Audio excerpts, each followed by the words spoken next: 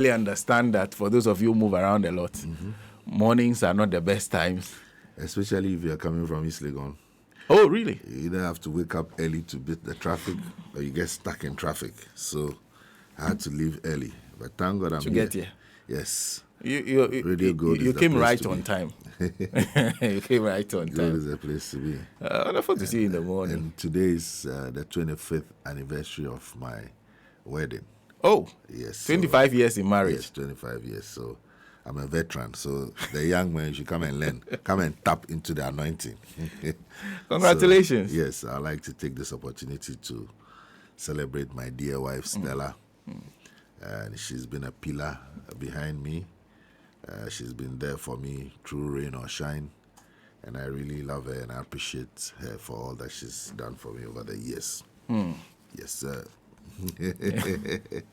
Good morning to Mrs. Stella Afriyie Ankrah. That's right. Good morning to you. And how has it been? How has the journey been like? Oh, it's been great. I wish you see our pictures when we started, I had one car and the car number was on test. In fact, I framed it and it's in our living room, Okay. So that you won't forget where you came from. Okay.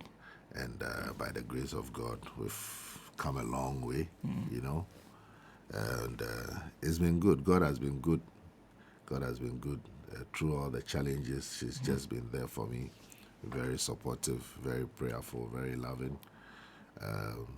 Of the 4 children, 3 of them have finished university. Oh, fantastic. One of them is in Canada, working with Pricewaterhouse, and the 2 boys are also working. And we're okay. We thank God for everything. That's fantastic to hear. It's wonderful to hear. Yes. You framed your first car's plate number. Yeah. Why? Because so that as we go along the journey, we remember where we came from. Particularly for this day and age where a lot of young people, especially young ladies, want to have a guy who has everything, you know. And maybe he has his own car, he has his house and everything before they agreed to marry. I just had a vision, I had a dream, and I had energy. Yes. And a lot of it. Yes, and I still have. So she decided to stick by me when I had nothing. So I really appreciate her for that. And by the grace of God, step by step, God has kept us on this journey. It's been great. Definitely there's been challenges, but in all of it, God has been good to us. And because you mentioned 25 years of and the fact that you go back, remember who you were at the time. And 25 years ago, what was Elvis Afriyie Ankrah doing? I just finished university. Okay. Came out of university. In the university, I was SRC president. Okay. And then I became the NUCS coordinating secretary. Okay. So just around the time I handed over as NUCS coordinating secretary, then I got married. Oh, right after university? Yes, my wife was very, very beautiful, so I didn't want to take chances at all. You want to secure her before? Exactly. And then we took it up from there. And, I started working with Mechanical Lloyd. Okay. And it was a good job. I mean, those days, I was a sales and marketing executive, so every BMW, every Land Rover, Range Rover, latest model that comes, we get to drive it first, take it to the mining areas, the timber areas, and sell them. It was a very attractive job, always in suit and tie. That's one thing I'm happy about. I don't like suit and tie, so I've stopped wearing it. And going around, and as you go around, you get your allowance as well. So life was great.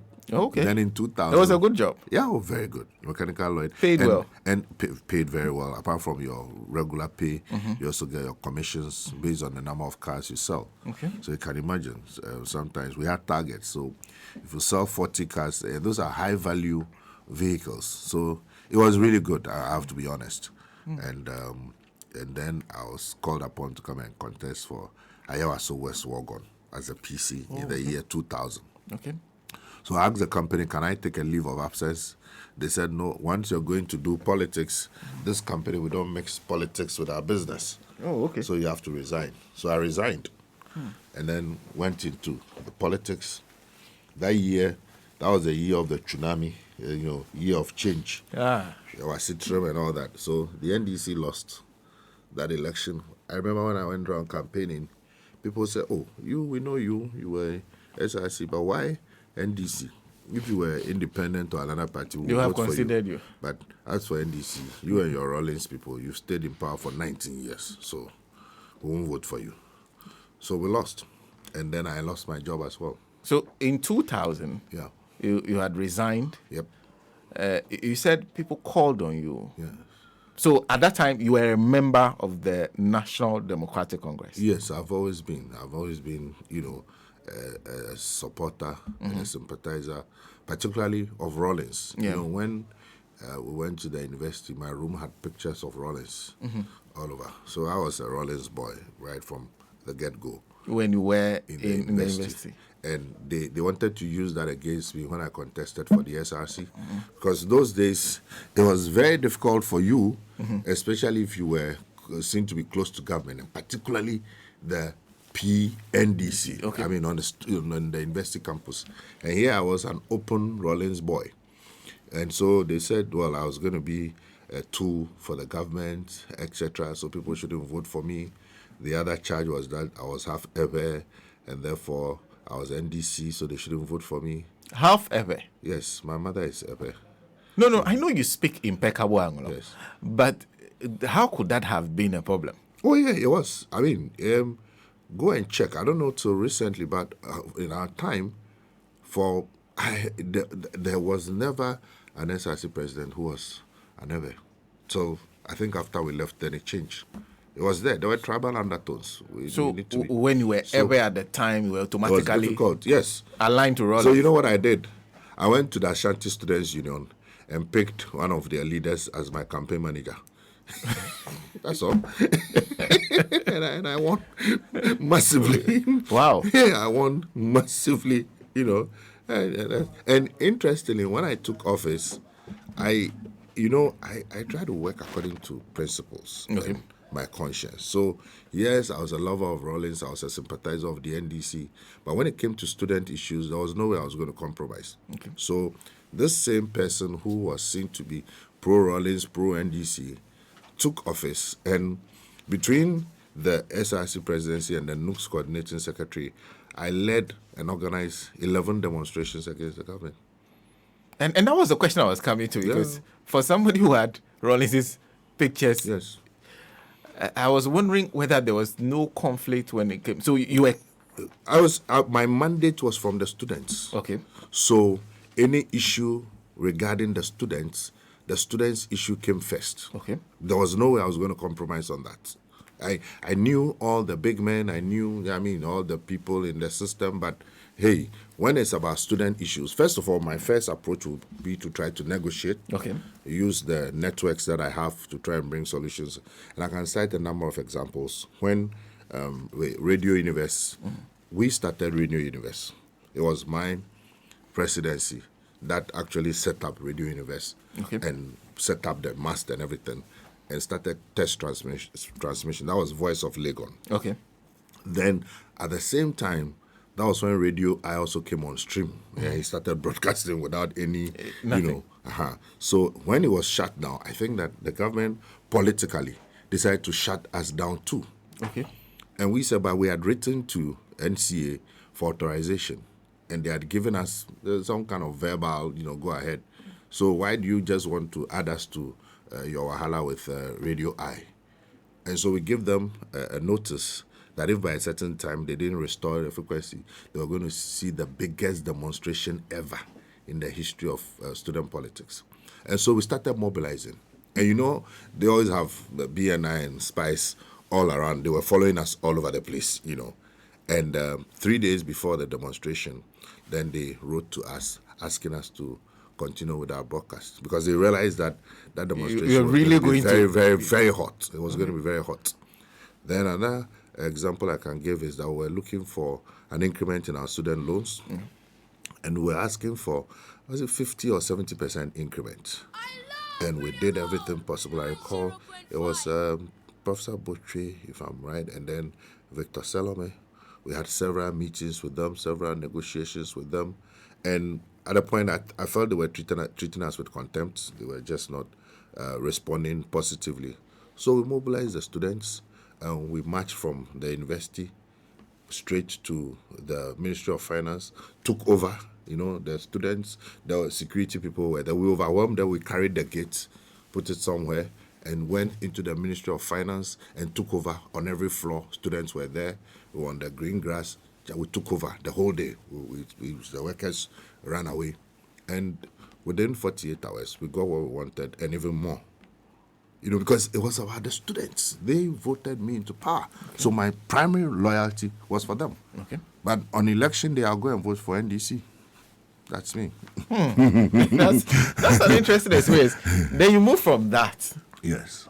So 2000. To losing an election in 2000. 2000. So after that, then my wife had to go to the US because she has family there to work. And then that's when I did my master's at Lesia in international relations. Okay. Because I've always wanted to be an international. So you moved to the US too? No, I was here. You stayed yes. Yes. Okay. We had 2 kids then, So that was when I became a mother and father.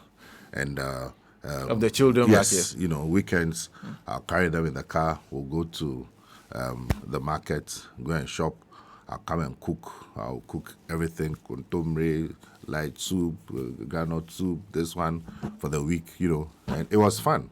That's why I bonded with the kids very well. So after my master's, then, like I said, my life plan was to be an international diplomat. In fact, when I was in the university, I did a number of exchange programs. Okay. And again, that was the first time ever that an SRC or NUC's leadership had done that scale of, So I think the first time we took about 57 people to the US exchange program. Exchange, okay. Yeah. Went to the UN and all that. So I even bought the book, UN Jobs, and how to get them. I still have it. So I started applying for UN jobs, all over the place. I was just writing applications and all that because I had the book, the manual, how to go about it. Then somebody advised me that, why don't you look at sub-region as well? Maybe you can start from there. So I applied to ECOWAS. And then I got a hint that Dr. Chambers then was the executive secretary. Okay. And he was attending a conference in Benin. Okay. So I went to speak to he was then the treasurer for the NDC, Alhaji Baba Kamara. And I said, can you connect me to Dr. Chambers? He said, okay. So he actually drove me.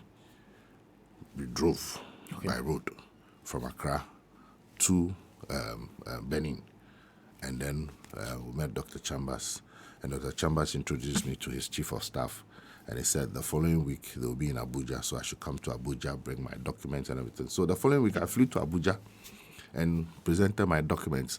Mind you, I had done my master's thesis was on the challenges of democratic consolidation in West Africa, using Ghana and Nigeria as case studies.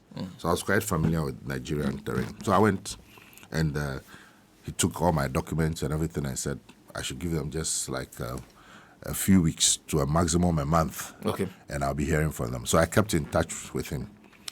Just around that time, then my godfather, my papa, the man who has, because of him politically, I'm where I am today, Ankrah Ahoy, called me.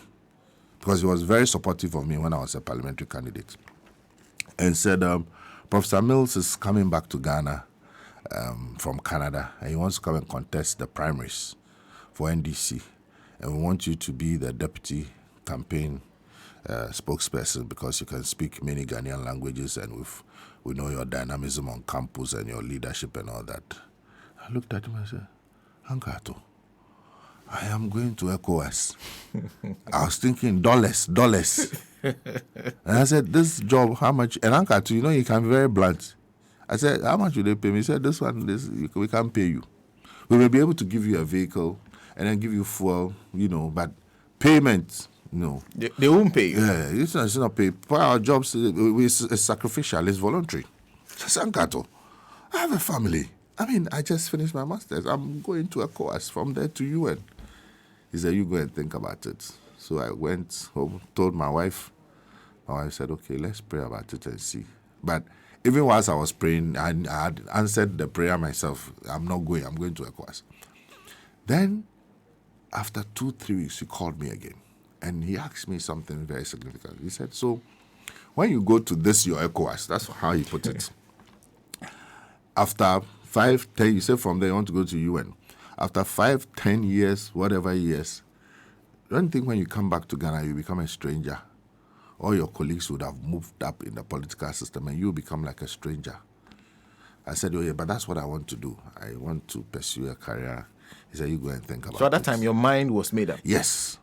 So I went, but ECOWAS was the place to be. Anytime I slept, those words were haunting me.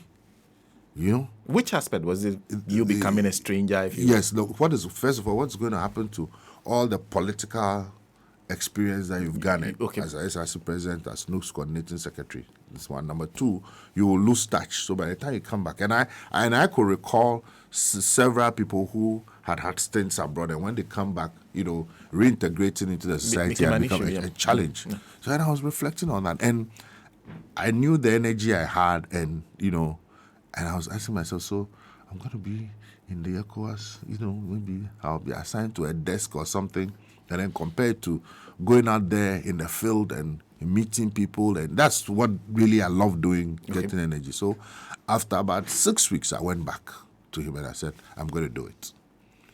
And that is where I am today. So as for Ankrah, I owe him a lot, and the Ahoys and the Totobiquaches and all those people, because they really, really encouraged me, to get right into the politics. So but for him, you would have been sitting at the desk right now, a diplomat. Yeah, speaking plenty grammar. We wouldn't have heard you on the campaign platform. Can you imagine? But that was your dream. Yes, but what influenced that dream? I'm wondering. Oh, I like I said, I did my master's in international relations. I love international politics. Okay. I love it. I mean, you still do? Yeah, I do. Okay. You come to my home, it's on CNN 80% of the time. So if I want to, when I come home, everybody will move to other locations in the house. You can go to the bedroom or go upstairs and go and watch whatever you want. Because when I get there or whichever, and when I move up, it's CNN. That's me. I love international relations right from when I was a kid. Okay. Those days we didn't have CNN and all those, but Time magazine, West Africa magazine. I read them like nobody's business, cover to cover. I would find them and read. So I really had an interest in global issues right from my infancy. I really understood. We always made the point to educate myself and inform myself. So I think that was where it came from. But I believe God had a better purpose for me.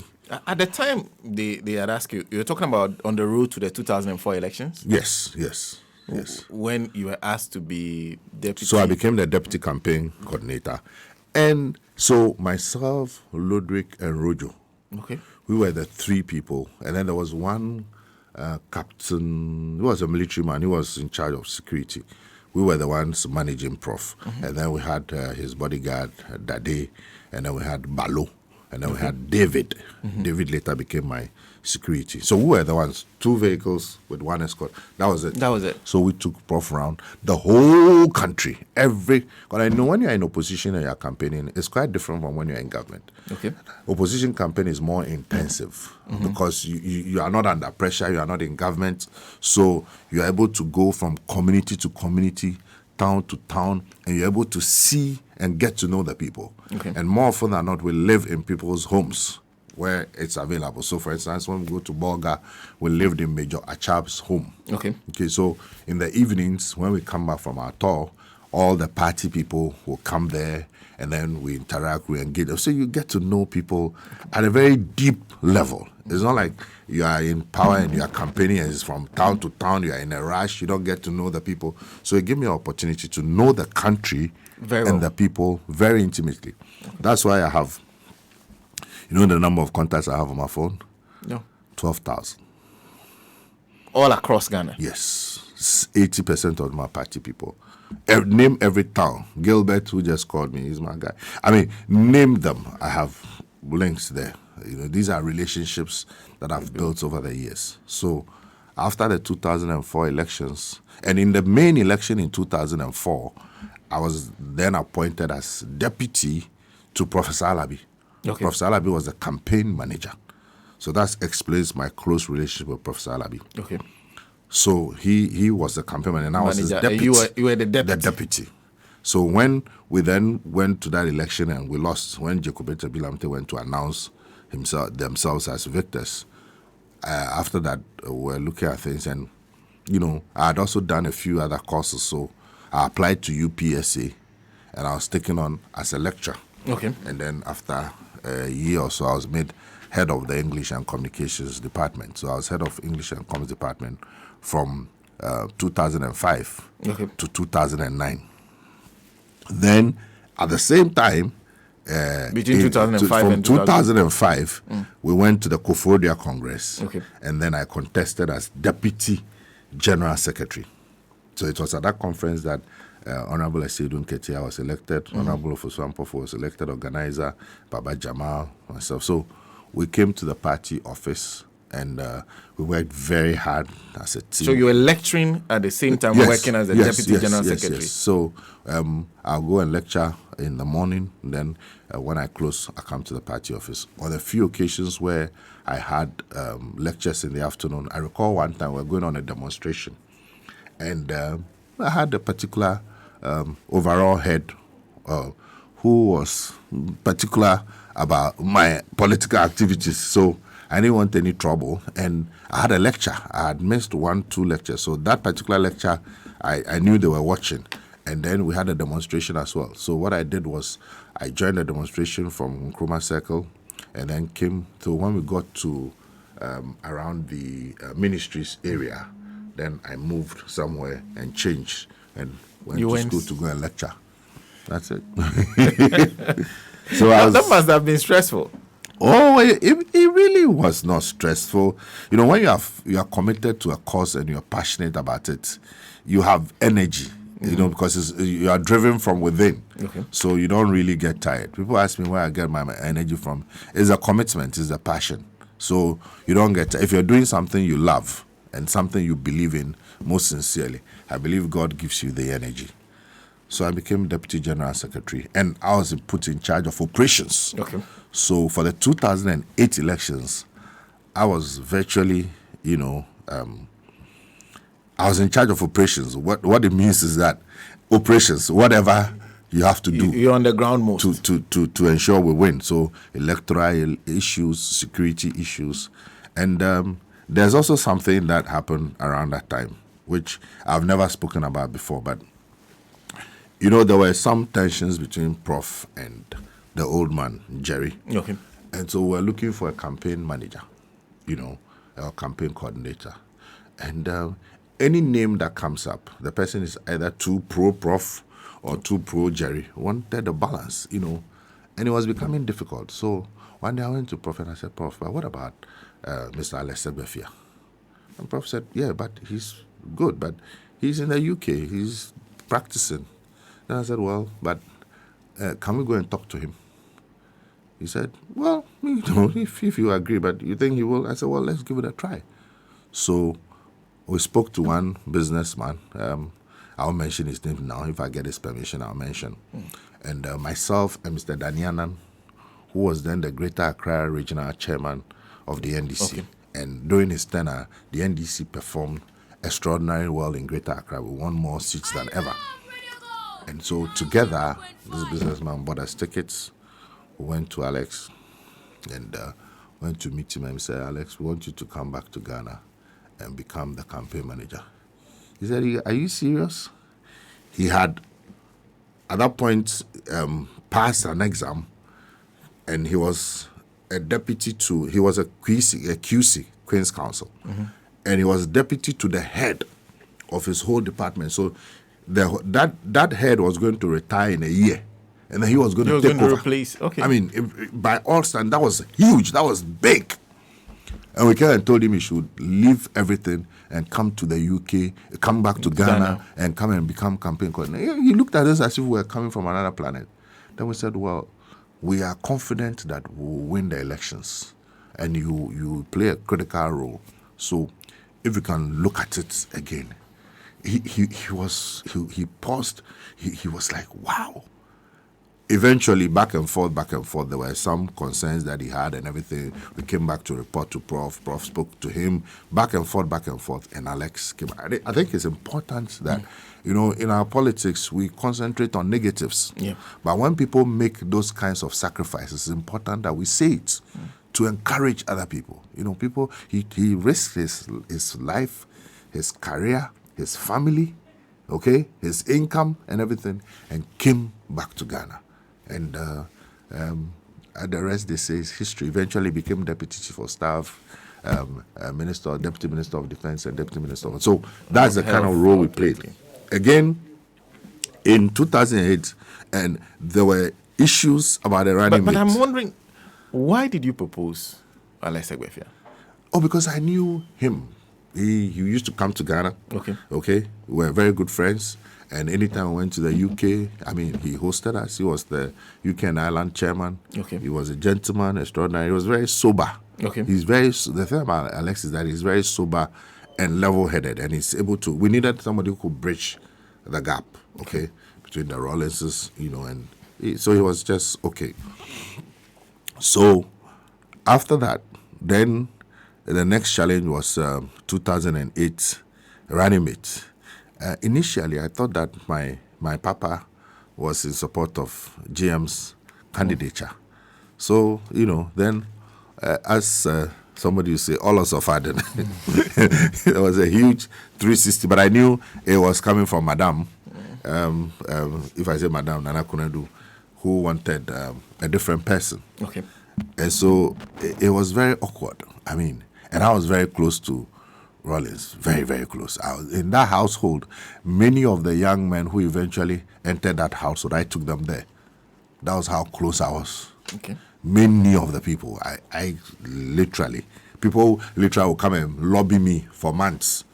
Charlie, take us to the old man, go and introduce us, And I did. A lot of them later worked there and everything. But so, I was where I was for GM, non-negotiable. And my he was your choice. Yes. Why? Oh, because I'll go back. Even in 2004, some of us, myself, Ludwig, and co, were actually for him. But we went to Kumasi for an extraordinary Congress. And at that Congress passed a resolution that the running mate should be a Northerner and a Muslim. Okay. So, because he was not a Northerner, it actually virtually cut him off. You know what we did? We went to him and said, but he was not a Muslim, yes, but he was a Northerner. He was a Northerner. We said, I start wearing jalabia. If I go to Mecca and come, and he just said, you guys are not serious. So that was how we just felt that, he had the qualities. Okay. And we had also done some research, what people don't know is that at least for those ones that have played a frontal role, we do a lot of research, we do focal groups and all that. And his name kept popping up, And so particularly in 2008, the focal groups we did across the country showed clearly that he was the most favored. And when he paired with Prof. Samuels, we were going to win. So we were very convinced about it. So now we had to find a way to manage that process. Okay. And the old man was becoming more and more aggressive, that, we should hold on and we shouldn't go ahead. And they were openly supporting somebody else who was also my very good friend, And so I can't give you all the details, but what we did was that we went to Kama Conference Center, and we wanted to keep Prof away from all the confrontations. And so Prof just announced that he had chosen his running mate, and the appropriate time he will be introduced to Ghanaians at the appropriate time. So he left, and then I then came and stood there and announced to the whole world that the running mate is His Excellency John Dramani Mahama. I don't have the video here, but I'll probably send it to you. If Jude has it, maybe Jude can send it to your producer and or Foster. Send it to the producer and you can show it. So I did an announcement. Now, as to what happened afterwards, it's not for public consumption, but a lot of things happened. So that was how it went, and then we won 2008 elections. And I became a deputy minister for local government. So it was more like continuation, because local government, but the other thing is it was just the governance aspect plus the political aspect. So you're still dealing with the politics, the party, and you're dealing with traditional authorities. So it gave me a deeper insight. So I got to know the country more, got to understand the intricacies of local government, whilst at the same time also keep in touch with the party. Okay. We'll take a break. We have to take a break. It's 43 minutes past 8. Mr. Elvis Afriyie Ankrah is my guest in the studio. We will come back. We'll talk a lot more about his ambitions, his new ambitions. You see now. Yes. Let's take a break. We'll be right back. Okay.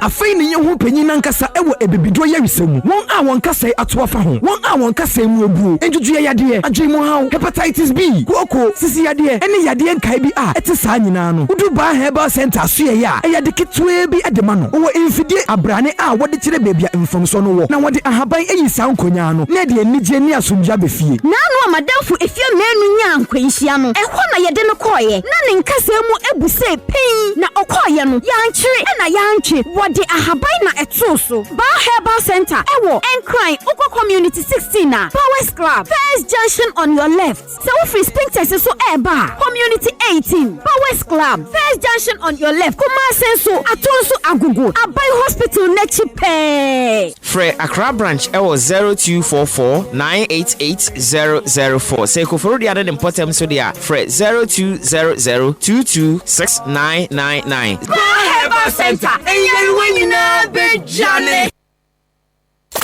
One station. Accra 2022, 23, 24 and more. We don't try bad drama. Back live. Commercial free. Versus Mid-Morning Show. Oh, we love what you bad drama. Mid-Morning Show. The Mid-Morning Show. Yes. 90.5. Good morning, my neighbors. Experience quality radio station. Put your hands up. Rave. Yes. Powerful. Morning vibes and more.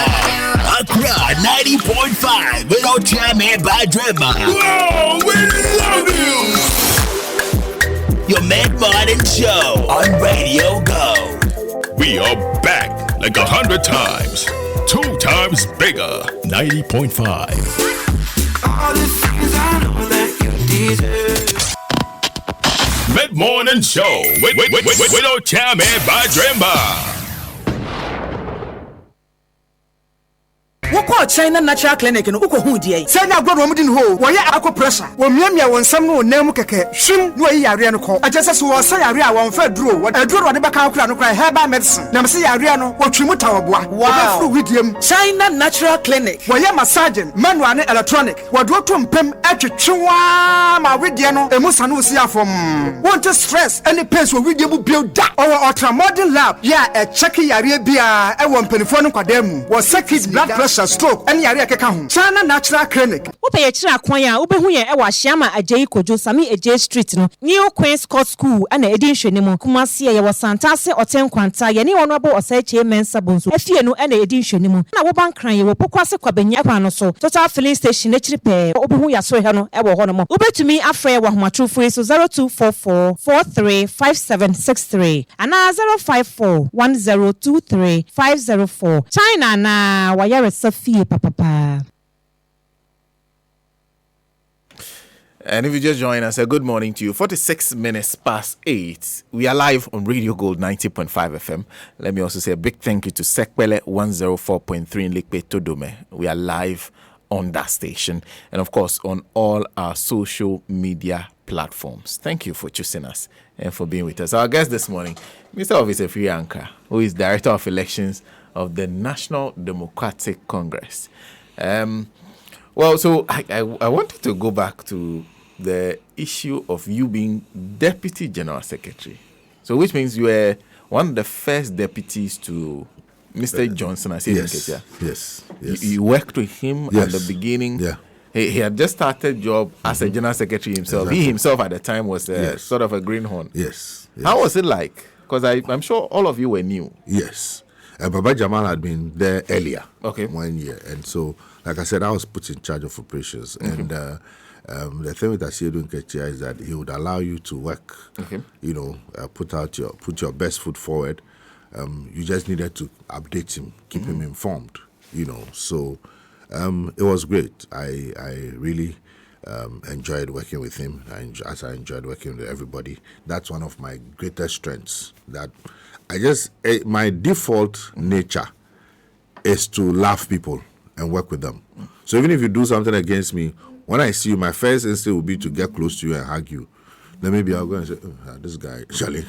But I have that capacity to work with people, and we work very closely together. And as I said, I was in charge of operations. It involves a lot.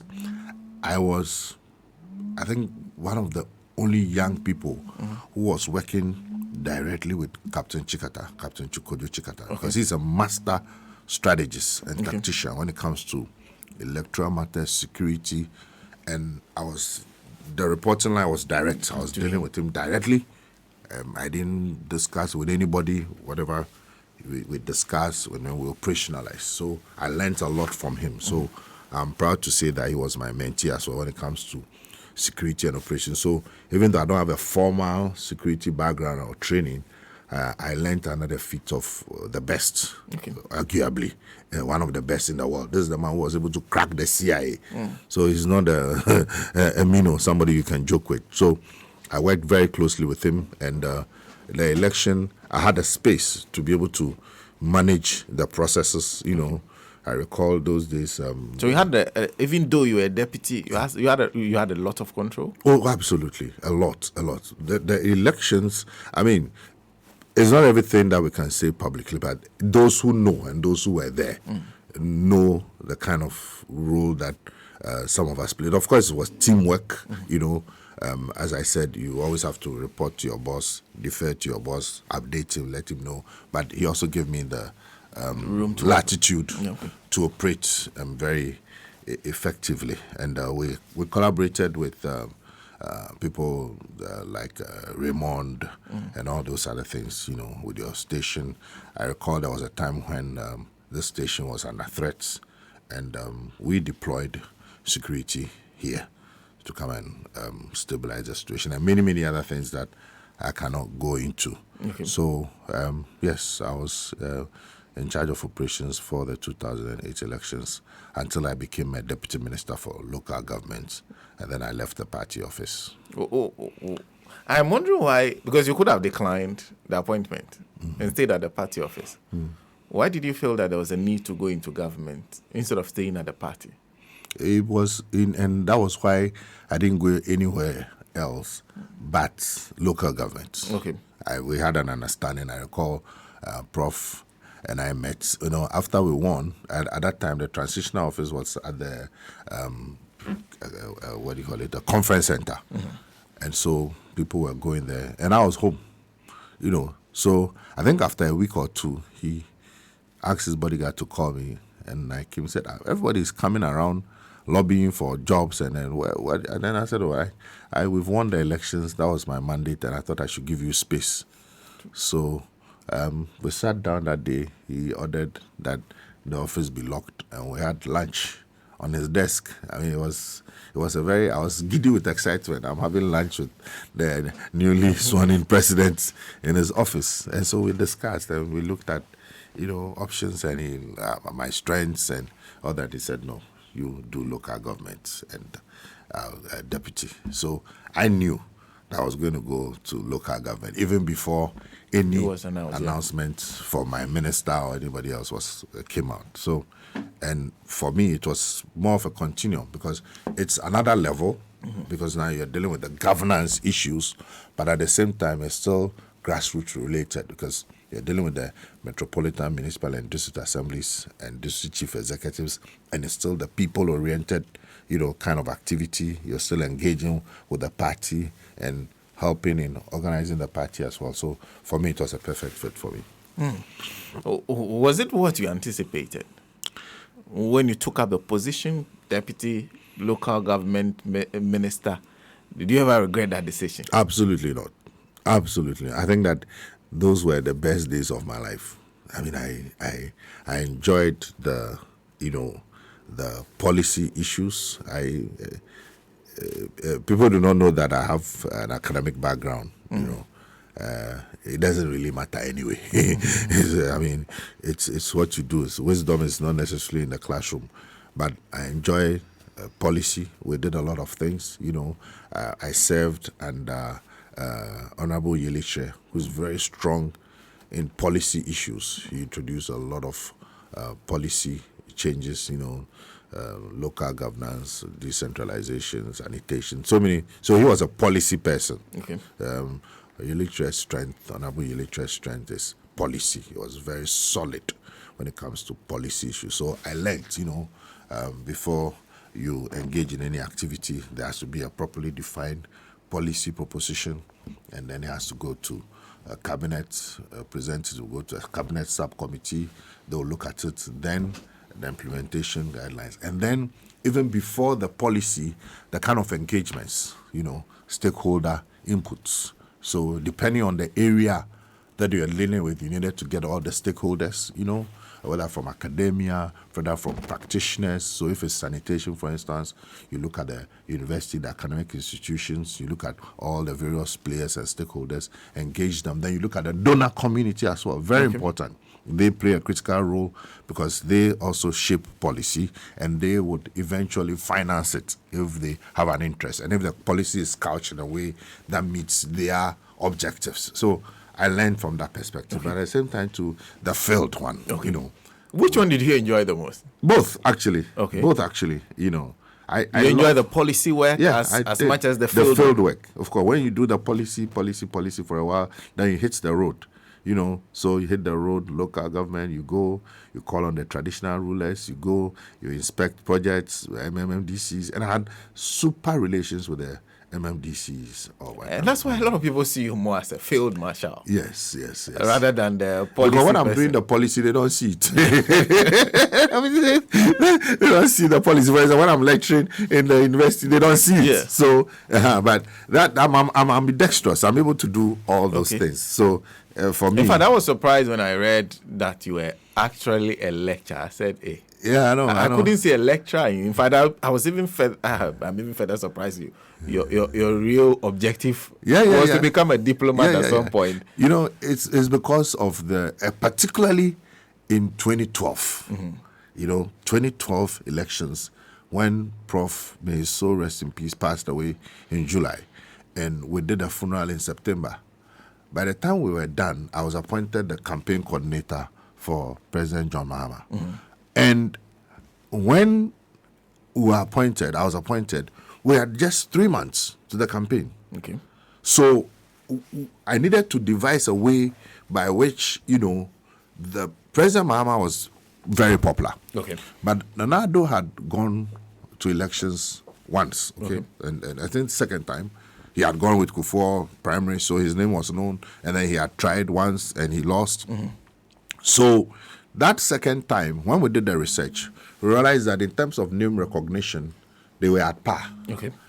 President Mills had higher name recognition than Nana Addo at that time. At the time President Mills passed, he and President Mahama President Mahama was a little ahead of him. Okay. So we needed to do something that will make President Mahama his name go further. Better recognized. Exactly. And one of the ways was to just create a certain buzz around the name. So when I'm on the platform, Mahama, I could chant the name 40 times, 60 times, 70 times, and people will leave the campaign grounds and it'll be Mahama. When people see me, Mahama or Choboy, and then, so people saw more of that in me, but they didn't know that there was a method in the madness. You know. So that was intended to ensure the name of Mahama rang. Yes, you come to the rally, yes. and all you remember is somebody on the platform screaming Mahama 70 times. I could do it 70 times. I could do it 100 times, you know. And it was just, you know. So that then is what people remember. Okay, because that was platform. So when they see you, hey, Jobo, you know, that is all good. It would achieve the objective until, you know, recently when it became necessary for people to know all about me, then they started getting to know that, you know, I've had stints at Harvard University. I've had stints at Defense Academy and other things. But I'm saying those things are not really. It's what you do. Yeah. That is most important. That so is much more I don't want to carry those things on my head like, no. So let's jump all the way to the moment. Okay. In June, and correct me if I'm wrong, because that's the publication, you had announced that you were going to contest to be General Secretary of the National Democratic Congress. Yes. At that time, Mr. Johnson Asiedu Nketia had not concretized. In fact, there were rumors, but he had not said that he was not going to seek re-election. Was it that you knew something we did not know, or you were going to contest him? I had consulted Jehovah, and I knew certain things people didn't know. Okay. So if you recall, I started, you know, by saying it was actually way before June. I had said that if he doesn't contest, I was going to contest. Okay. And then as we proceeded, I now said I was going to contest. Okay. Because I was monitoring things and I knew some things. Okay. I'm not ready to disclose how I knew. But if he had changed his mind, would you have contested it? Oh, he wouldn't change his mind. Because you were so definite. Oh, yes, I was very sure. I was absolutely sure. And I recall, even till recently, people, what if he changes his mind? And what if, I said he's not going to change his mind. I am going to contest. I'm going to be on the ballot. Then they will ask this question, so will you contest him? I said, when the time comes, I will be on the ballot. I'm going to contest. I knew what I was. So you knew he was not going to go? Well, let's just say I was sure he was not of my instincts and my information from higher sources. But I wanted to find out, because the last time Fifi Kwete was here, it was the same question I asked. Why is there so much difference? I don't know whether that's a reverence for Mr. Johnson Asiedu Nketia among those of you high up in the party and the work he does as General Secretary.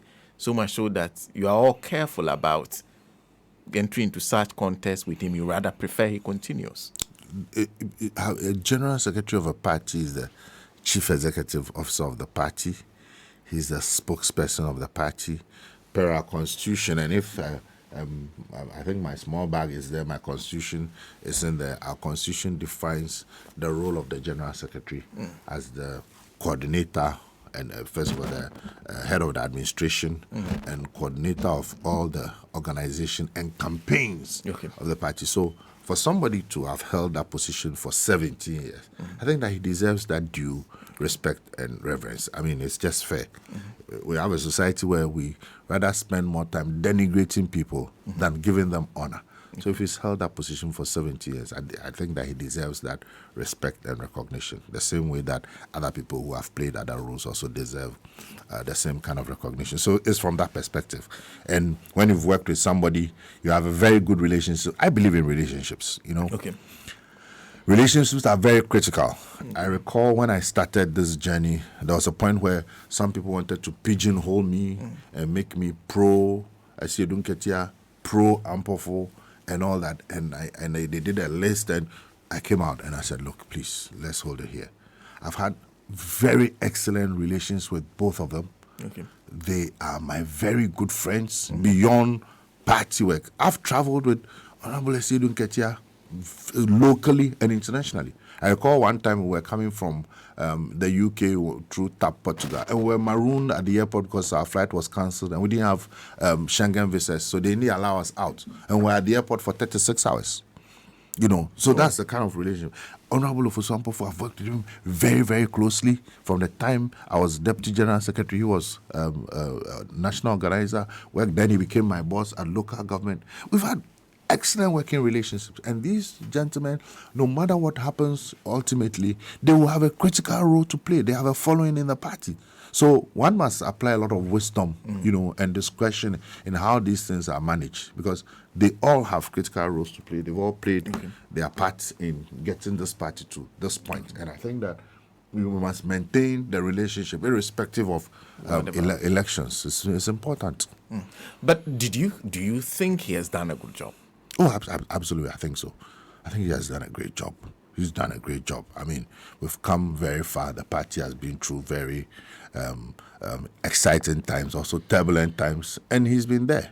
The fact that he's even been able to hold the fort for 17 years. Hey, Massa, I'm now going in, So somebody who has done 17 years, the least you can do is to give him that respect and recognition. Well, if you just join us, Mr. Elvis Afriyie Ankrah is my guest this morning. And we were talking about a lot of things. We've started talking from his history with the party. We've jumped a couple of things, though. But we'll come back to some of them. I wanted to find out from you. So, Mr. Johnson Asiedu Nketia has been the face of the party for quite a while. General Secretary, the work he's done. In fact, maybe the most popular person in politics around this country. You're seeking to replace him.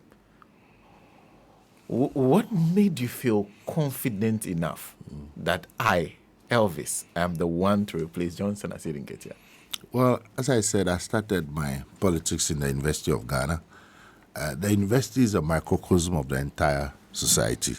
So for the students, and you're dealing with intellectuals, people who are very critical and analytical, and for them to have confidence in you to elect you as their president with an overwhelming verdict, it shows the kind of leadership qualities that you have. Okay. And then from there, I became the NUC's coordinating secretary, the entire Ghana. Okay. So the secretary job, writer-in-chief, for the union. Okay. And then from there, I've told you about my stint with as a parliamentary candidate. So I've had that experience of what it takes to be a parliamentary candidate and organize elections and go through all the processes. And then from there, I became a deputy campaign coordinator for Professor Mills, going around the country. You see, if you're applying for a job, you must know the job. Okay. So you want to work at Radio Gold. One of the first things the panel will ask you, what do you know about the company? Okay. So I know the party. I want to be chief executive of the party. I know the party. I have been to every single constituency in this country several times over. I don't know about others. Every by-election, I've been there several times over. So I know the party. From that point, and then going around with Professor Mills, the relationships established, now becoming deputy national campaign manager way back in 2004, then becoming deputy general secretary. And if you're deputy general secretary, anytime the secretary travels, you are acting. Okay? So it rotates between me and Baba Jamal.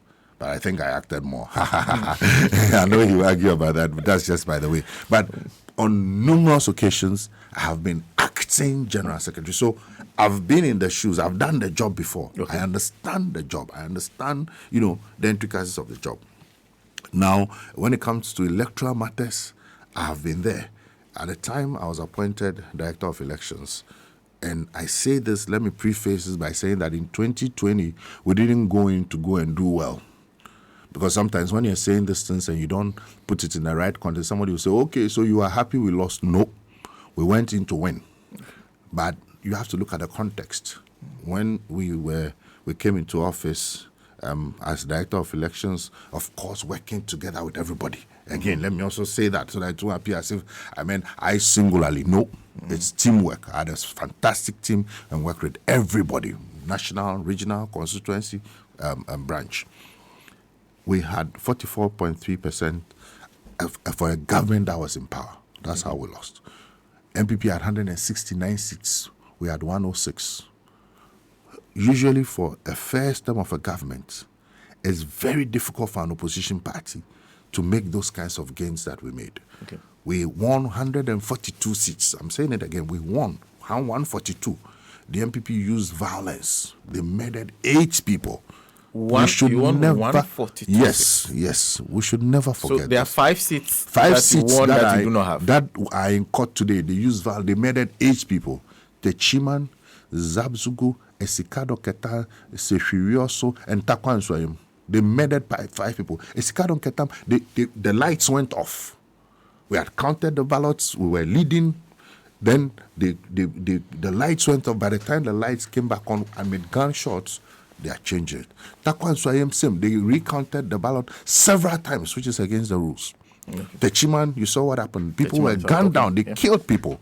And some fake results were there. Zabzugu same. Sefiri also same. So these matters are in court anyway. Okay. But even if you look at the 137, from where we were, 106, and as an opposition party, first term, I think that we did creditably well. Okay. We were able to close the 1 million gap, and from our coalition, we should have gone for a second round.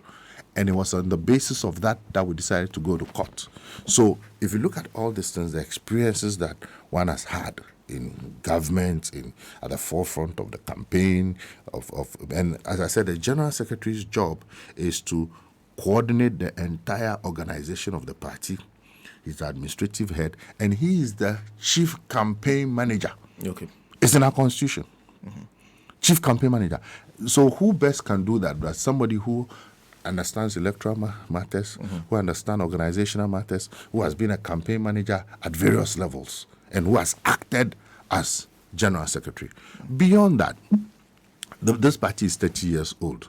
So for people who were born 20, 25, 30 years ago, they don't know the antecedents of the party. Okay. I happen to know. I've had very close relations with J.J. Rawlings, very, very close. All the J.J. people, they are my people. Professor Mills was my father. Are you aware, when you recall there was a time before 2008, June, thereabouts, when there was an announcement in Ghana that Professor Mills was dead. Mm-hmm. You know, it was all over the place. You know where we were? I was with Professor Mills in the house of a prominent Ghanaian businessman, meeting a prominent Ashanti chief. I'll mention his name, but you can guess. Okay? We were there. I was with him. Okay. He had just gone into the inner room to meet the chief when I had a call, and I stepped out to pick the call. And then the person asked me, if I was the Babo, our own Babo, the late Bafo Bonnie. Okay. Asked me, Elvis, are you okay? I said, yes. Are you with Omar? I said, yes. Is he okay? I said, yeah, he's okay. Where is he? I said, oh, he's inside. He said, oh, are you sure? I said, yeah. He said, tell me the truth. I said, truth what?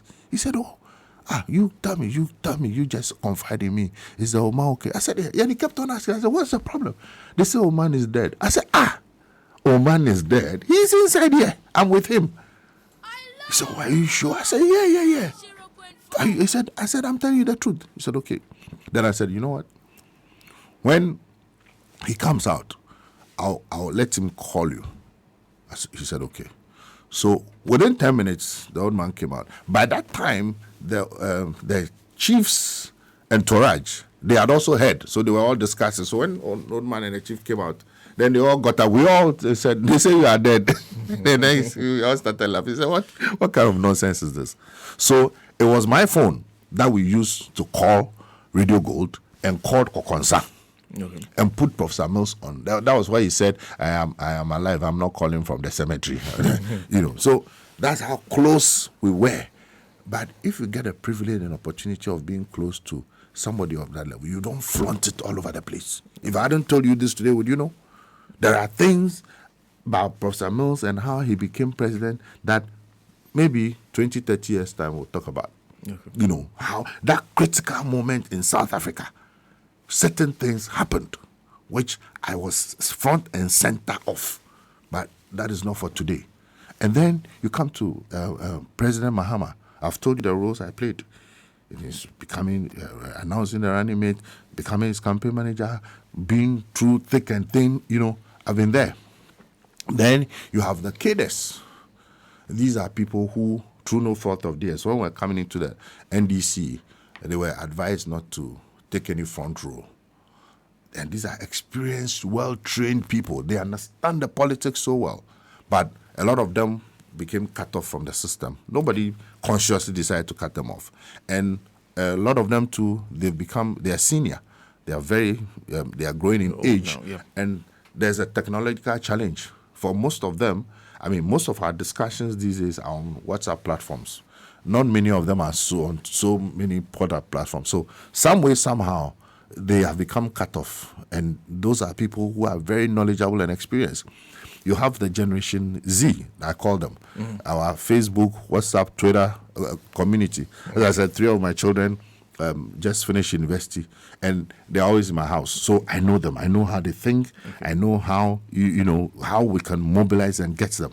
So if you look at all these population, all these different groups of people within the NDC, and the party is a Congress, I believe that I'm somebody who can bring everybody together, work with everybody, inspire everybody, and get everybody on track. Anytime we won an election, there's a certain spirit that comes up in the party. It's that spirit of everybody wanting to work a little harder for the party. Everybody wants to put in extra effort, and all of us having that synergy to be able to achieve our common objective. So that is why I believe that I am fit for the position. Beyond that, I believe that I have other advantages as well. And as I said, I'm ambidextrous. I can play in the field and I can play beyond. In fact, when it comes to elections, the behind the scenes is more important than even the outward. Like I said, people see only the outward, the rallies and, you're on platform and all that. That's just like 30% of the work.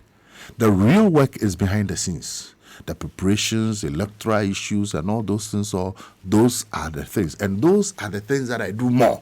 The only thing is that because it's done behind the scenes, people do not know. But that is my greatest strength. I understand operations. So in all these things, I believe that I have the requisite experience, I have the requisite knowledge. I've been there before. 2008, I was front and center of the campaign. We won. 2012, I was front and center of the campaign. We won. 2016, I didn't really play any direct role in the campaign. 2020, we came back into the scene. We worked with everybody, and we did extremely well. We should have won that election, but for the duplicity of the EC and the security issues that we had. Of course, we also had internal issues that we should have managed better. Okay? And I'll give you a number of examples. For example, for very good reason, I believe the motives were good, the election directorate was separated from the IT directorate. In the past, 2008, 2012, it was the election directorate that was responsible for the entire process. So from identifying, recruitment, training, deployment of polling agents on election day, and then... Okay, so that we do not mess it all up. Okay. Because, of course, these are matters that have come up whilst you've declared your intention. Okay, good. Let me just, because I was trying to get you to perhaps justify why you are contesting. Okay. So you used the word mobilization, operation, bringing people together, among others. Have you heard a suggestion that those are things that makes you more qualified for national organizer? I've heard it. And what do you think about it? I laugh because it means that those saying that haven't read the party constitution. And that's why I needed a constitution. It's in my small bag, the smaller bag, the smaller handbag. It's in a smaller handbag, and I'll show you what the constitution says clearly about the role of the general secretary. I've already articulated it, but I think I'll read the document itself for you. So, Article 26 says the General Secretary is responsible for the administration of the party secretariat and party employees. So that is the administrative aspect. Then it says, B, for the coordination of party organization and campaigns. The coordination of party organization and campaigns. How can you coordinate something that you don't know anything about? that you don't have any experience about. You must understand organization before you can coordinate it. Okay. Party campaigns. Of all of us contesting, who has experience in party campaigns? Apart from being campaign coordinator for 2 presidential candidates, I've been overall campaign coordinator, deputy campaign coordinator 2004, campaign coordinator 2012. I've done it. I have the experiences here. So those are the requirements. So if anybody says that, because you have organizational capacity, go and be an organizer, people don't have organization, so they will be in the office and secretary. They don't understand their job. The Constitution is very clear. It's not just an office job. It's a field job. You must be the field marshal. You must coordinate the organization and the campaigns. And I have the experience, demonstrable experience, practical experience in these 2 areas. This is it. Book, paper, no lie. But do you agree? But essentially, you do agree that when it comes to field work, which is usually the job of an organizer, you are very much the best person for it. And I've shown you the Constitution. I don't understand what you showed me. You don't have I'm to. saying, It's not do what you agree? No, I don't agree. I'm saying that I am a super field worker, but I'm also a super strategist by the grace of God. And somebody who understands structure, systems. And so you need both qualities. Okay? And again, I was Deputy General Secretary from 2005 to 2009. And I acted as General Secretary way back 2005 to 2009. I've been acting General Secretary. So if I'm now coming to seek a position, what should I seek? It should be the next to elevate position, to the General Secretary. to the General Secretary, because I've gone through all those processes. So this is it. This is the Constitution. It's very clear. Now, even when you go further to Article 34, it talks about the National Secretariat, where it talks about all the other officers from General Secretary all the way down, and the National Secretariat shall have departments and other stuff as approved by NEC, and it is chaired by the General Secretary. So from an organizational perspective, I've been through all those processes, and now I want to be at the apex, front and center, so that all the skills and knowledge that I have, I can use it to guide and direct affairs and ensure that the party wins power. But have you been having the same argument with people? When you get into this argument, people come to you and say this thing that you should be national organizer. Do you it's a small cohort of people who support a particular candidate. Okay. So the I'm argument. guessing you're talking about Fifi Kwete. No, I don't believe in mentioning names. It's not important. Let's deal with the principles. Let's not personalize it. Okay. So, and they say that listen to what they say. You can be both organizer and General Secretary, and our candidate cannot be organizer.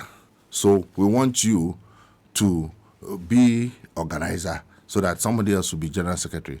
First of all, we are not looking for post or position. This is not about position. Positions are about, so you take this one and take this one. We are looking at functionality.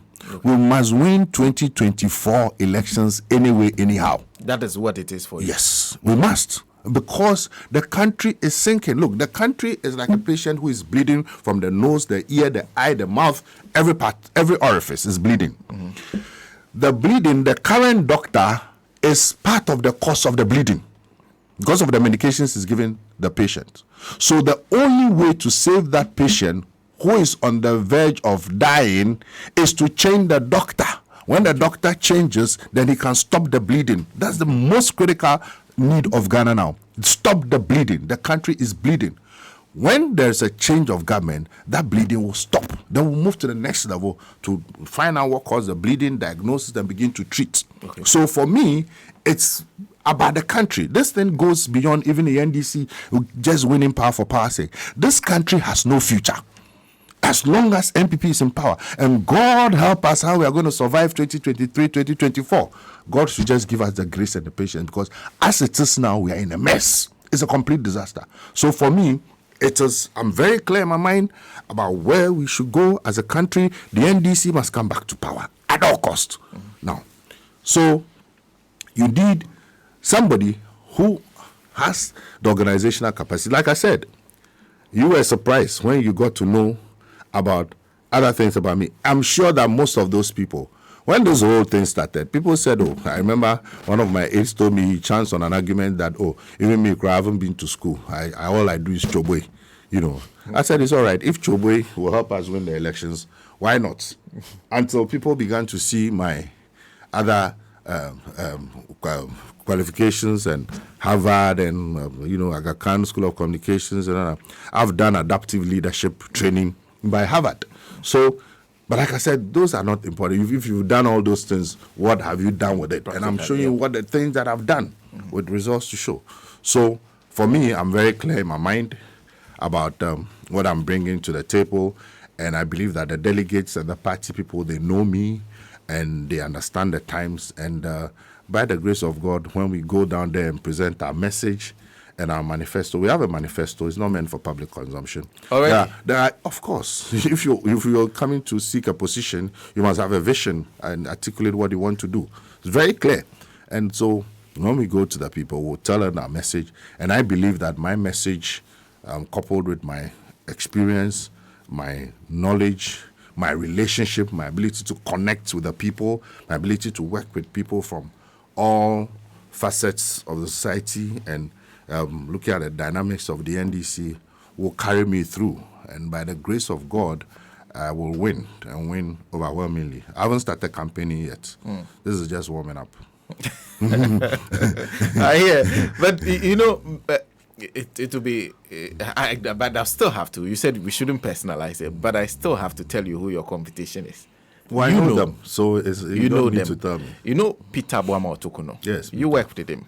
Oh, yes. In Deputy 2012, General Secretary. In 2012, Peter, I think he has the opposition. Peter Otokuno, Wanda Madilo, Fred Agbanyo. There were about 6 of them who were working. Apart from the party office, I had a huge office at the Salam Down as a campaign office. So they were the guys who were assisting me do a lot of things. So I was sending them assignments, do this, do that. So I work with them. Okay. So Peter is contesting. He's indicated that he will contest. What do you say about him? I wish him well. You wish him well? Yes. The Deputy General Secretary in charge of operations, like you were, were you impressed with the way he did his work? Well, you worked with him? Well, he's doing his best. But beyond Deputy General Secretary, I have been campaign coordinator for 2 flag bearers, primaries, main campaign. I've been a national campaign coordinator. I've been director of elections. I've been SRC president. I've been NUCS coordinating secretary. So if you look at the broad vista of experiences, I think I have more to offer. I like to speak about myself. I'm the one contesting. I know. So when they come here, you can ask them the questions, all right? But you do know, I'm sure you know Fifi Kwete quite well. Oh, yeah, very well. You worked with him? Yes. In the 2008 elections? Yes. He was in the center of everything. Oh, yeah, he was part of the team, and we started the youth forum, myself and a few others, and we brought everybody on board. And then subsequently, we started the forum for setting the record straight. There's a history to that because we were concerned about the falsehood being poured out by the MPP. So I went to E.T. Bensa. He had, before 2000, the second round, he had published some magazine called Lest We Forget, made up of newspaper clippings and all that. So I brought that to our meetings, and I said, look, this is what we should be doing, So that's how the setting the record straight came about. So it was a collective leadership, but I was then the Deputy General Secretary in charge of operations. So we then appointed our brother as a spokesperson for the forum for setting the record straight. I think he did a good job. He did a good job at the time. He's also contesting. Great. You wish him also well? Yeah, I wish him well. But you will beat him? Of course, evidently. I'm saying that I have been to each one of the then 140 constituencies and 200 constituencies, 275 constituencies. I have roots there. Okay? I have roots. I'm not now going to go and introduce myself to the people. Okay. The people know me already. The relationships are there. I've had the experience of walking through that path, what it means to lead a party from opposition into power. I've been there, front and center. When we're in power, 2012, under difficult circumstances, Professor Mills died suddenly. 3 months campaign, I was there. Even this time around, in spite of all the challenges, the MPP outspent us by a ratio of 1 to 100. In spite of that, I was there. So I have the experience, I have the knowledge, I have the relationships, you know. And let me just mention this. I remember I had an interview with the sister station, and I was speaking about my ability to connect with people. Also because I speak several Ghanaian languages. Because I speak Epe, I speak Ashanti, I speak Ga, you know, and I'm learning Hausa and Dagoma. So I said that also helps because when I go out there, outside Ghana, outside Accra, a lot of the stations, their programming is 70% Twi, so I can't. So when I speak with them, I'm able to connect. Then some people took it and said, I'm saying that if you cannot speak local language, you cannot contest for general secretary. I never said that. I am marketing myself. Okay? I'm looking for an opportunity to be a marketing officer for a company. The product is NDC.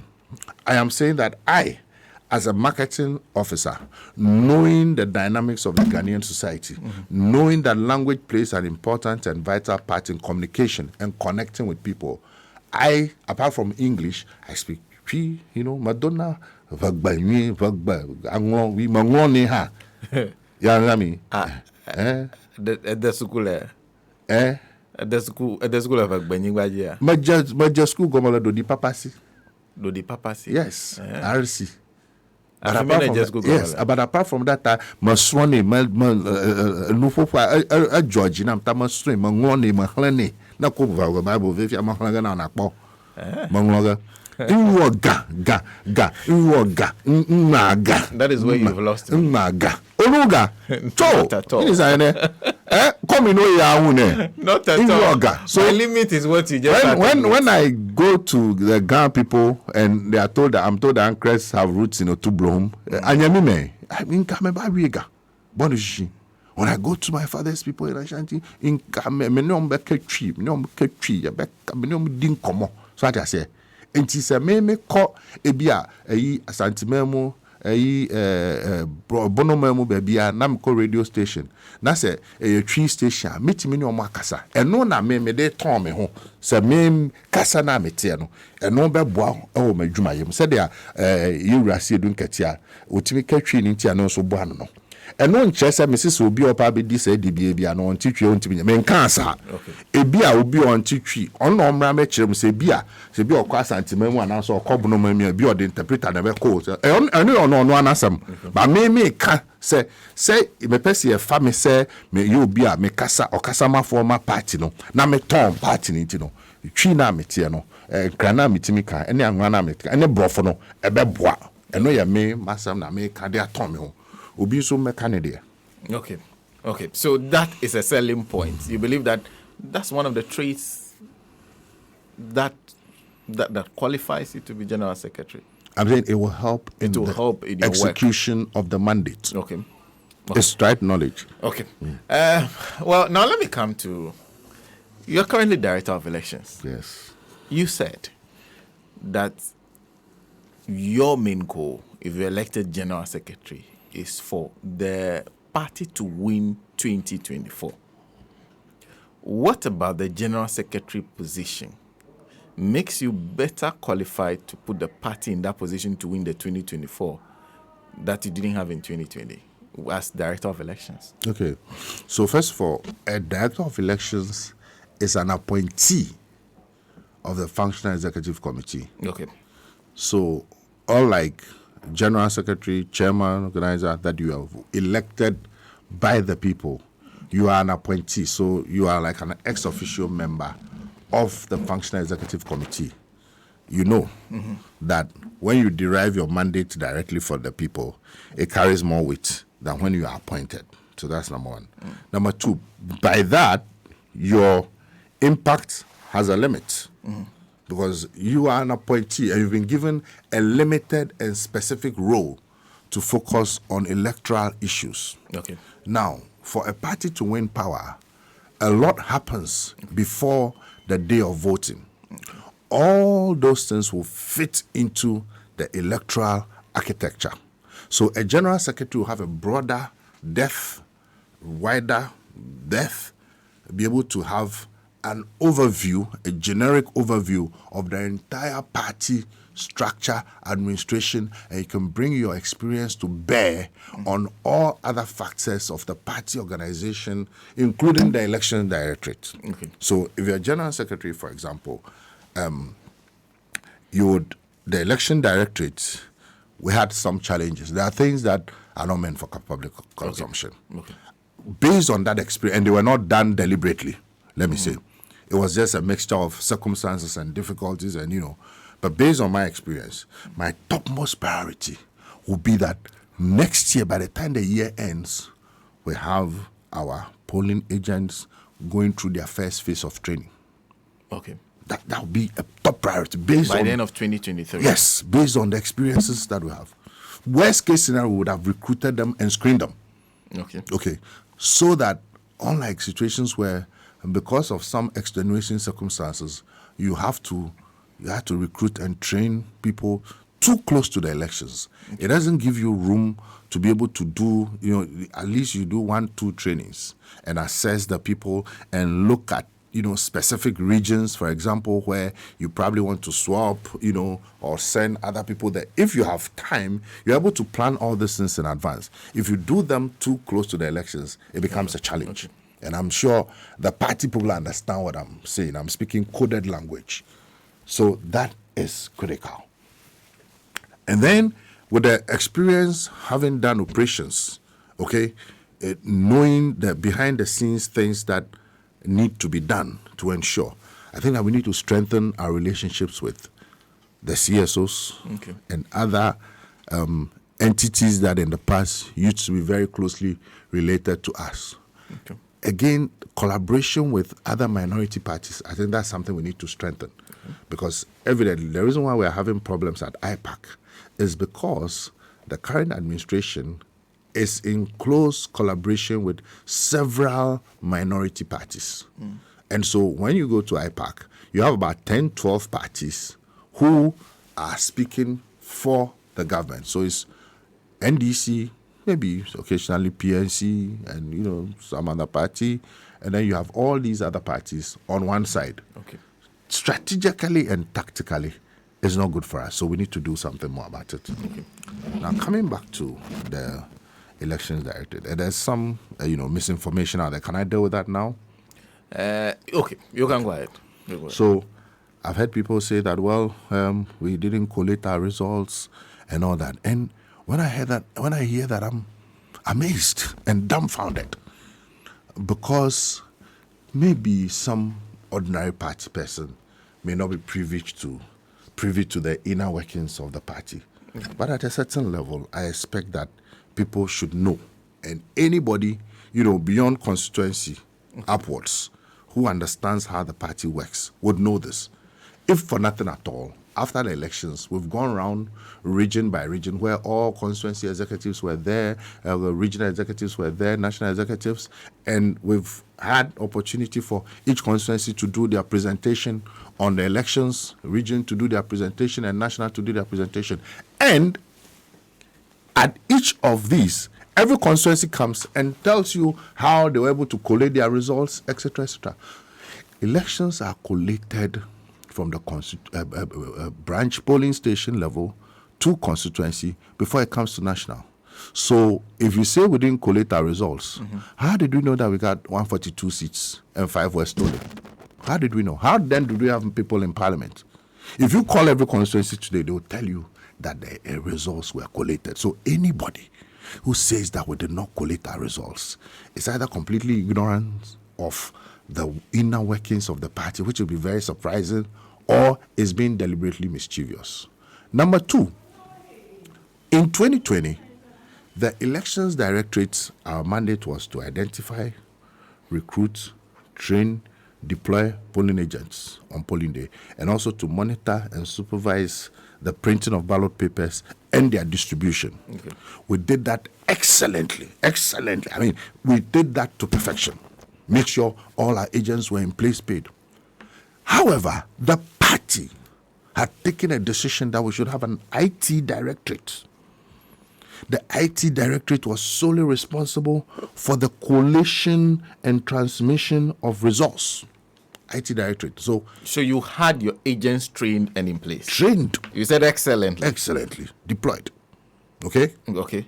And then the IT directorate, their mandate was for the collation and transmission of results. In fact, there were several meetings over this issue, and ultimately we had a joint retreat somewhere in Accra, and the instruction was, when we finish our work as election directorate, once you've signed the pink sheets, you hand over to the IT team, and they were to do the collation and transmission by electronic means. So your agents were supposed to deal with the IT directorate? Yes. The agents would hand over to the IT directorate. Okay. Because there was an IT directorate across the chain of command. Okay. So at the constituency levels, there were IT directorates. Constituency separate from the election directorate. So our job at the polling station, we would ensure that we supervise the entire election, take the results, go through, sign them. Then we hand over to the IT directorate for collation and transmission. Because when they take the results, then the result must go to a point, then they put it together, then it comes to the central point. Now, listen carefully. So that was the structure. Okay. And they did. Okay. But based on our experience, and that is where experience matters, because by the grace of God, I'm happy. Our election directorate, they are very solid at the national level, regional level, constituency level. These are experienced, seasoned people. My deputy, Amate, Sakite, Vampi, Frank, solid computer. So we said, okay, we agree. This is the structure that has been agreed on by the party. Even though you disagree with it, actually? We had issues. You had issues because, you see... You had issues or you disagree? Well, you can... I know it's an internal matter. Yes, but so that's why I choose the language to use. Okay. All right? So you can't impose your language on me. No, I teach language. I teach language. That's why I said we had issues. So let's stick to mine. I'm the one speaking. No, but okay. Yes. Now I'll come back. Thank you. Go ahead. So we had issues because in the past, the election directorate was in charge of all the processes to the end.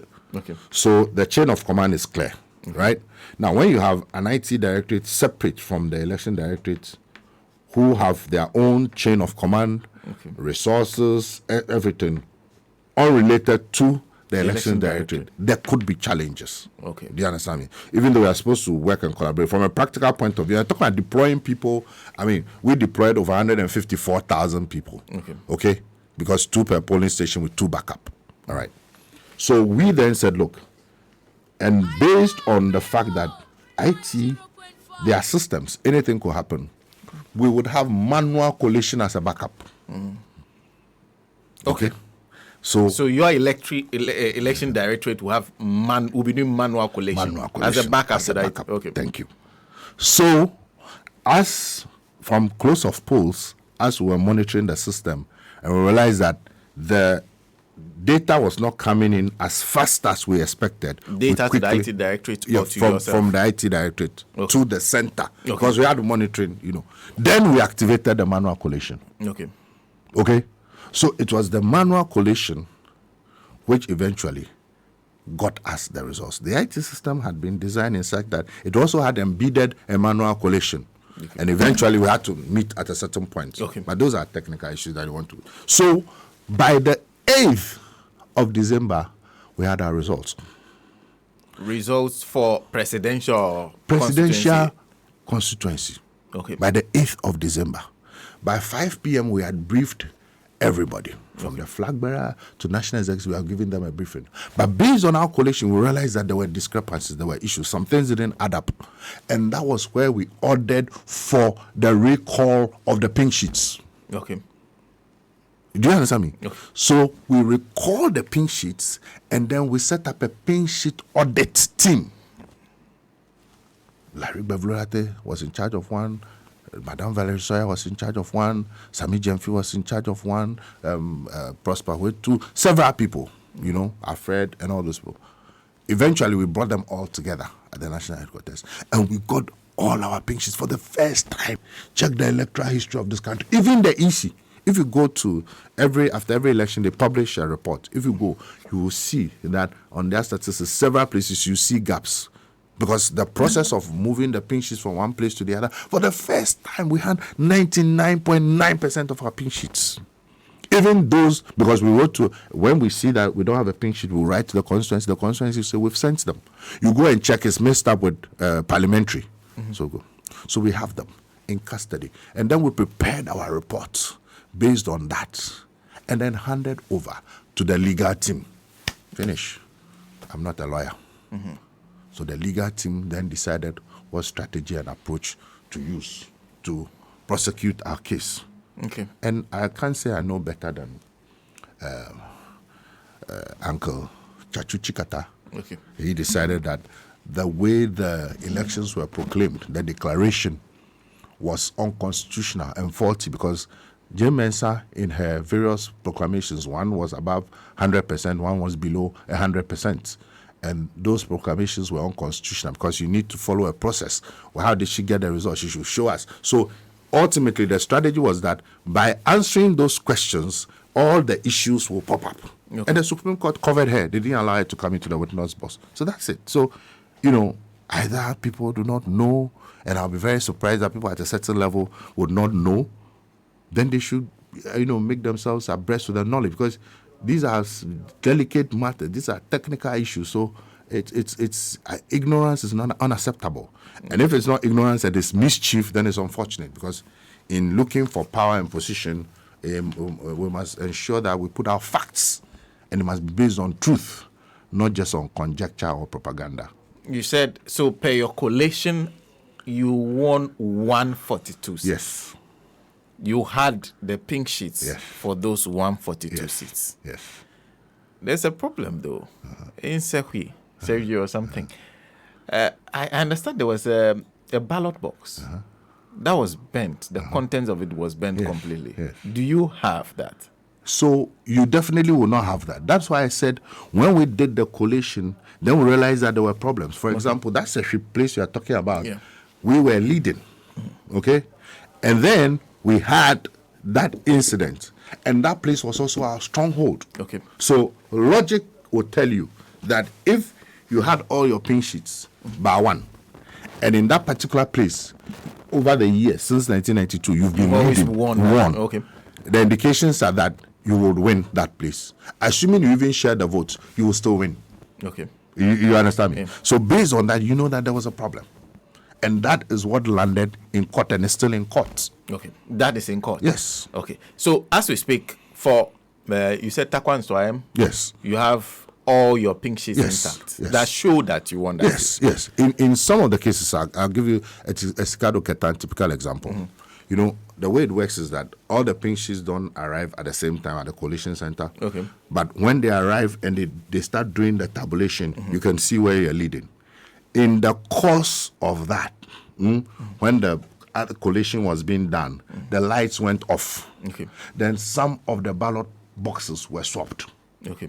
So by the time the lights came back on, gunshots, and you can look for the Western Regional Minister Inspector. He said at the point he had to choose between his life and the ballot box. By the time it came, the results had been swapped. Okay. Same thing happened in various places. So that is the context within which you realize that these are seats that you are winning or you have won. You say you have won when the declaration is made. Okay. So you need to understand the context. When the Electoral Commission official comes and makes that declaration and makes it for you, that is when you have won. But you can have all the pink sheets, or you can have 99% of the pink sheets. Until that declaration is made, you only have that evidence. You understand me? So when the declaration is made, for instance, in Techiman, the Electoral Commission made a declaration that did not include some particular pink sheets, and that is the matter in court today. Okay. So those are the dynamics. Okay. So for all those, except for the unique situation, you have pink sheets that show that you won all those. Yes. Okay. Well, how do you feel when people virtually blame you for the failure of the party to win the last election?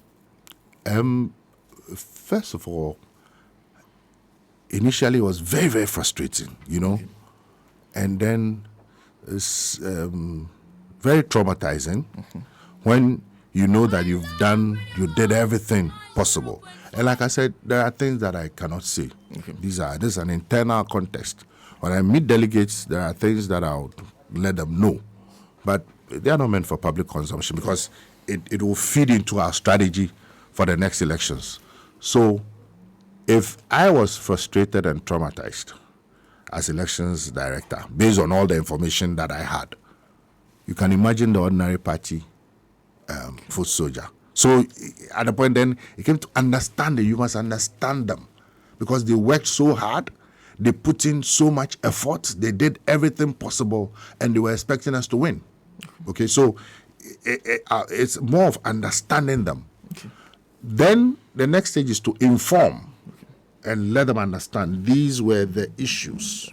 Okay, and they are rational, reasonable people. So when you inform them about the issues, for example, I didn't send people to go and kill 8 people in Techiman. Was I the one who sent people?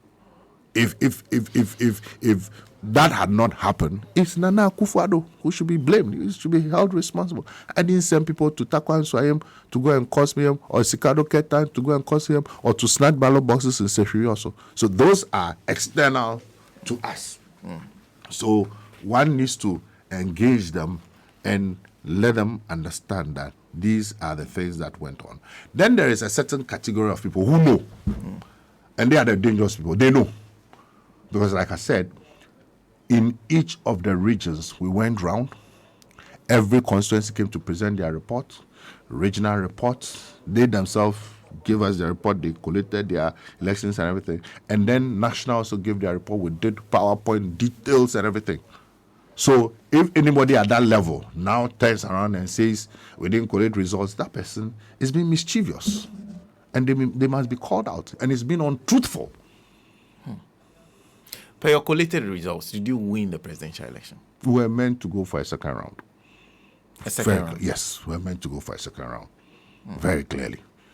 And those results, like I said, my job, you see, as elections director, was to do all those analysis and then hand them over to the party. I've heard people say, where are our results? They are there. Write to the party. If the party says we should publish them tomorrow, it will be published. The results are there. Yeah. Can be published anytime. Yeah. But at the time, they were evidence. They were issues that were going to be held in court. So our job is hand them over to the legal directorate, which I did. My work ends there. How can I be held responsible for that? I also want to. I know because listening to you now, I now understand because it felt like director of elections on election day you took over, but now you are from what you've explained, you really didn't have the extent of control everybody thought you had. It ended at the police station. Yeah, but you inform. Were you one of the people who actually were part of the decision to then start announcing your results early? Yes. You agreed with that strategy? I agree, and I will explain why. You know, that's why I said there are things that you don't say in public. You cannot do this work effectively without intelligence. Okay. So, when the results started coming in and we saw our results, we picked intel that our opponents were going to announce that they had won 150 seats. Listen carefully. That they had won 150 seats. And based on that, they were then going to use force like the way they did for the 5, Okay. to take 150 seats. Okay. You do understand me? Yeah. Don't forget a similar thing happened in 2004. 2004, when Jacob Echebilamte came out and announced that they had won the elections. Okay. That once that proclamation was made, incumbent government, it became difficult. Okay. So it was a preemptive act to preempt them. So the force was coming anyway. So you knew the force was going to come in anyway. Yeah, we knew that they were planning to do this, to make this announcement, and then subsequently they are going to use force, manipulation, or any means to make it happen. Because it's a psychological war game.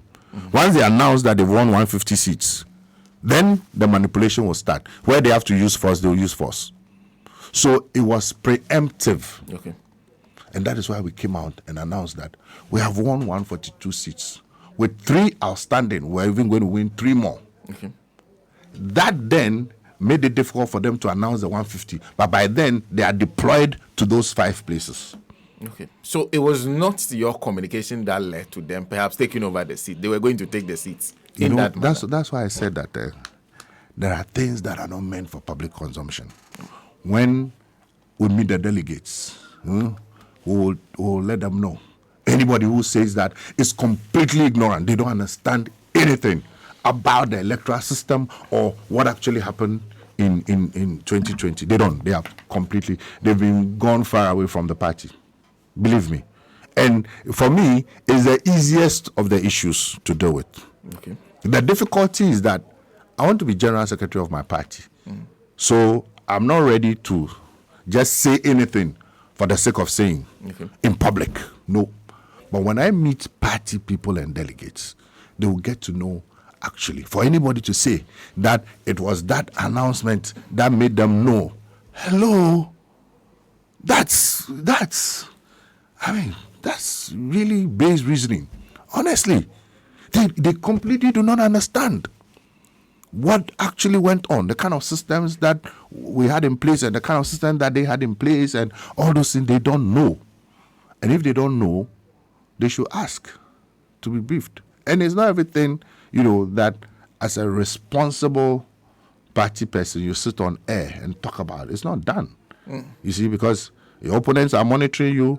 Some of these things will feed into your strategy going to the next election. So no matter how tantalizing it may appear, to say, just come and say it, and there are things I can say that will make you get up and salute for me and I'll be vindicated.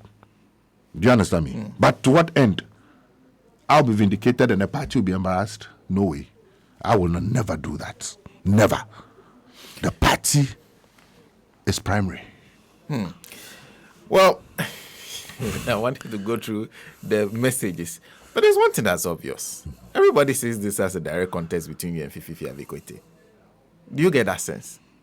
Oh, there are other contestants. Because from the messages I'm reading, so people are just either saying that you're going to lose to Fifi, you're going to win. It's the same thing. Okay. I'm for Elvis, I'm for Fifi and everything. How do you feel about that? How do I feel? It's a contest and I'm focused. As I said, I haven't started my campaign yet, though, because I'm still elections director. You're just warming up. I'm still elections director. We are managing the processes, making sure that, at the time I file. Oh, you're in charge of that? Yes. Okay. At the time I file, then I'll put in my resignation. That is when I'll be able to start moving around. So whatever is happening now is just a warm-up. So they should wait till I get into the fray. And then everybody will know his size. Yeah. Yes. But Politics 101, never, ever, ever take any opponent for granted. Politics 102, also believe in yourself. 102. 103, work hard and hard and hard. Keep your eyes on the ball until the day the results are declared. So me, I'm focused. I'm not moved by this, that, opinion poll, that. I'm focused. Okay?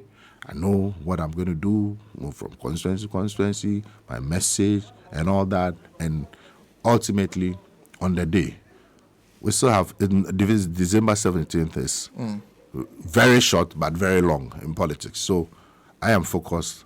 But I am very confident that at the end of the day, I'm going to win and win massively.